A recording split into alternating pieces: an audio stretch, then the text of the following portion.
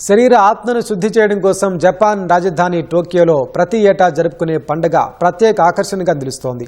సంవత్సర కాలం పాటు ఆరోగ్యంగా ఉండేందుకు షింటో మత ప్రజలు మిసోగి అనే సాంప్రదాయమైన ఆచారాన్ని పాటిస్తున్నారు. ఈ ఆచారాన్ని పాటించడం ద్వారా మనస్సులో చెడు ఆలోచనలు తొలగిపోయి దేహానికి నూతన ఉత్తేజాన్ని ఇస్తుందని మత పెద్దలు తెలిపారు.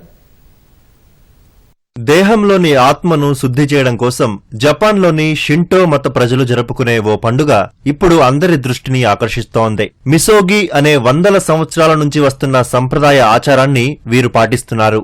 ఇందులో ప్రజలు గడ్డగట్టే మంచునీటితో స్నానాలు చేస్తారు. టోక్యోలోని ప్రసిద్ధ కందా మ్యోజిన్ పుణ్యక్షేత్రంలో జరిగిన ఈ వేడుకలో పురుషులు, మహిళలు పాల్గొన్నారు. గడ్డ కట్టించేంత చల్లటి నీళ్లలో స్నానం చేసే ముందు వీరంతా ఆలయం చుట్టూ కాసేపు జాగింగ్ చేశారు. అనంతరం టోరిఫునే అనే ప్రక్రియను నిర్వహించారు.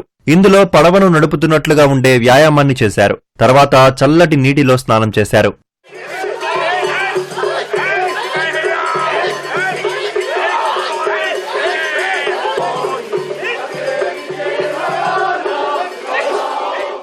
మంచునీటితో స్నానం చేయడం వల్ల శరీరంలోని ప్రతికూల ఆలోచనలు తొలగిపోయి మనస్సు ప్రశాంతంగా మారుతుందని షింటో మత ప్రజలు విశ్వసిస్తారు.